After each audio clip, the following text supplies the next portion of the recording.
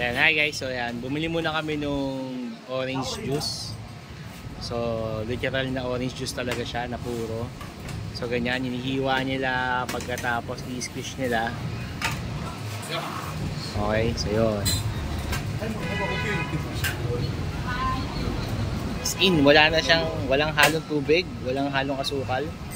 So pure, I think that is sugar. So sabi ko lang kanina. So may sugar din pala. So yan. Squeeze niya lang. Okay. So ito yung store nila. So for 30,000 dong. So yan. So meron tayong drinks. Okay guys, so andito kami sa loob ng Han Market. Yan.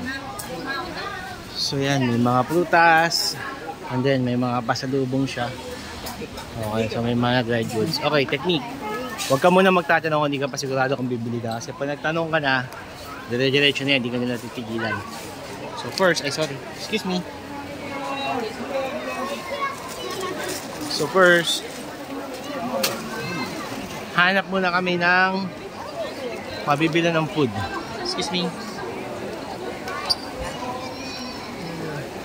Ayun, may mga prutas pa doon. Doon tayo. Ha? Sige.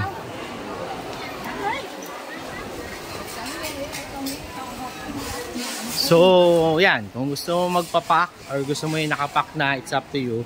Make sure lang na marunong kang tumawad kasi napanood ko na vlogger. As in, obvious na na-scam sila. Okay. So, yun yung problema. So this is wet market, okay? So yan. So ito yung mga, oh mas mura dito. 20,000 lang. Ayan, may mga presyo sila dito guys. So anong gusto mo? Orange. Ito, meron din siya dito. Avocado. Ito, may avocado rin siya. Parehas na sila nung kabila. Avocado, soursop. So yan, at least dito guys may mga prices kasi sa ibang area wala. So anong gusto mo? Coffee. Orange. Orange juice. Yeah, orange juice. One. Yeah, one. Okay. So mas mura dito kaysa dun sa kanina na sobrang tagal, okay? So hassle. So ganyan din, ganyan yung orange nila. So yan, gagawin ni ate. Hello! Hello, Cynthia. Yeah. Orange juice, coffee. So yan yung orange juice. So same lang siya guys. Ang advantage pa ito, so mas marami dito. Yung kanina, isang orange juice lang yun eh. Dito dalawa, di ba? Yan. Bebe, dito dalawa, kanina isa lang. Isa lang po. So mas okay dito.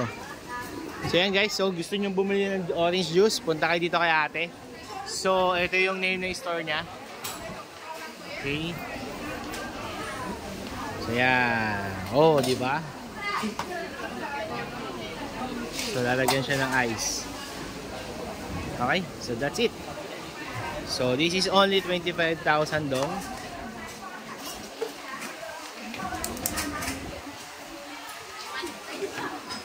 Okay, so yan. So mas okay dito, dalawang onyog. Thank you so much. Bye-bye. Orange, very good, very healthy. Ayan. One more. Kamusta? Okay? Asim. So guys, yung motorcycle rental daw is dito banda. So ito yung raw market nila. Wow, ang laki ng isda. Panalo. Okay. So yan. Dahan-dahan bebe, madulas. Okay, so wow. Tiger prawn. Kaso hindi kami pwede magluto. Sarap. Okay. Pating. So yan, meron silang baby shark. Okay. And then tiger prawn na malaki. See? Sampalad. Okay. So dito daw yung motorcycle rental. So hanap muna tayo dito. Wow. Diba guys? Okay. Panalo dito sa kanila. Ito! So yan, so buti niya lang, bumalik kami dun kay ate. Ito kaya is motorcycle rental o ito yung ano. Wait lang guys ha, mag-inquire lang ako ha. Yan, hi guys. So this is our second day here in Danang. So ngayon, time check, it's 5:45 PM. Pero tingnan nyo, ang liwanag pa.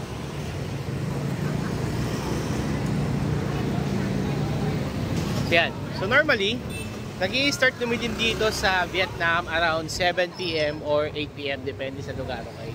So, punta muna kami dito kay Han Ho Market. Titingin muna kami ng mga pasalubong. Tapos, punta na kami dun sa kakainan namin ng seafoods.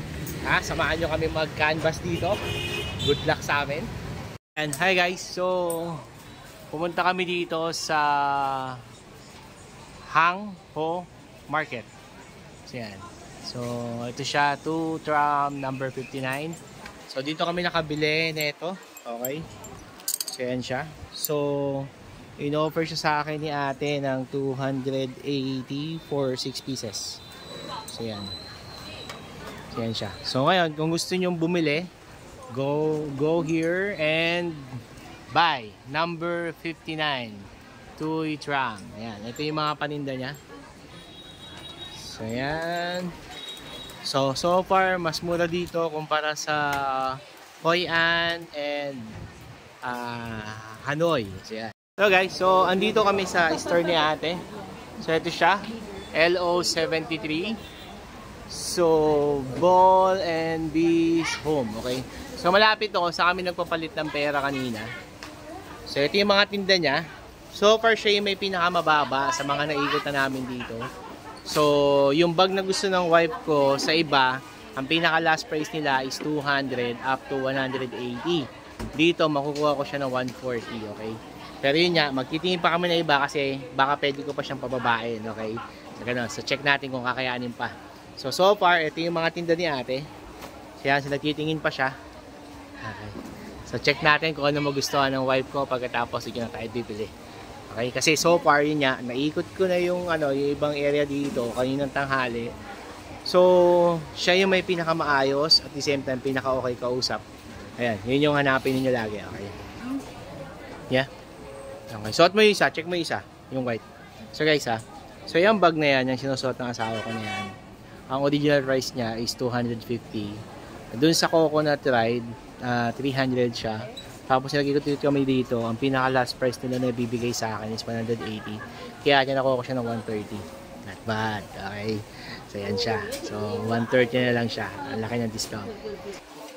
Okay guys, so yan. So 3 bag yung nakuha natin. So ang laki yung nakuha natin discount. So base sa computation ko, dapat aabot tayo ng nasa 800, okay? So 400,000 lang to. So ang laki niya nakuha natin sa almost half.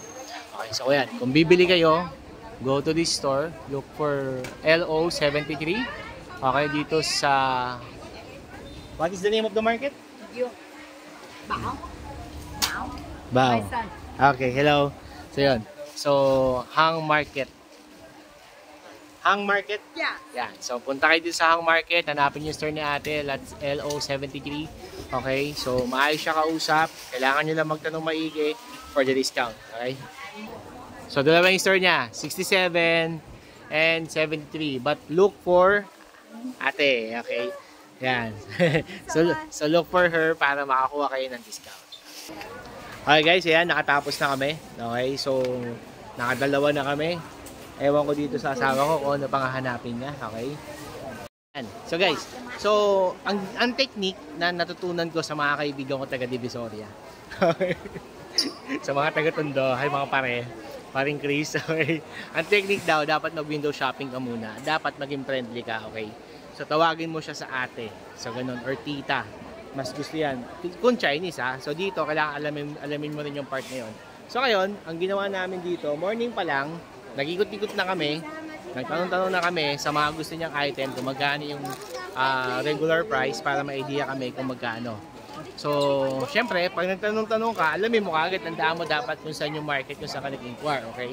Pagkatapos nun, ang next technique dyan, bago sila mag-close, pumunta ka na. Bakit? Kasi pag mag-close na sila, magbibigay na sila ng malaking discount yan. So sa case namin, almost half yung natipid namin, okay? From 800,000, nakuha lang namin siya ng 400,000. So ganon. Okay? So yan guys, so andito naman kami ngayon sa bilihan ng mga gemstone. So yan, may mga chopsticks sila, may mga kuwan sila ng Buddha. So may mga statue ng Lady Buddha. And then, okay, may mga bracelet, may necklace, may quintas, may ref magnet. So kompleto. Okay, so different kind of things na pwede mo makita. So dito siya. Stall number 20 and number 21. So nandiyan kami ngayon. So, kamusta? May seat cream, 220. Yung seat cream. Okay. So, yun daw. So, hindi nyo nagustuhan. Okay? So, sige, ikot-ikot muna kami.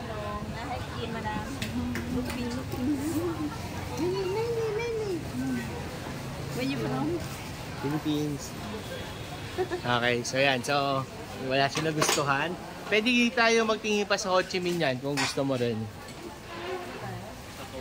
Ha? Hindi ko alam, pwede naman. Ayan, may kun pa naman pataas. Okay, so dito guys, mga bilihan ng coffee. Okay. Yan, mga pasalubong. So yan, yan yung mga bilihan dito. So may mga ganyan. Okay. So yan, okay. Okay. Okay, Vietnam. Nhâm nhâm. Philippines à? Philippines đi. Ồ, Philippines to bát So yan, so pinisil-pisil yung muscle ko. Yung tabako pala, hindi pala muscle. Hello! Hi! Hello! Hi! Okay guys, ito. So, paakyat kami ngayon. Check namin kung anong meron dito sa taas. So, ganyan siya. Okay, so mukhang sa taas na yung mga damit, tsinelas, okay. Ayan.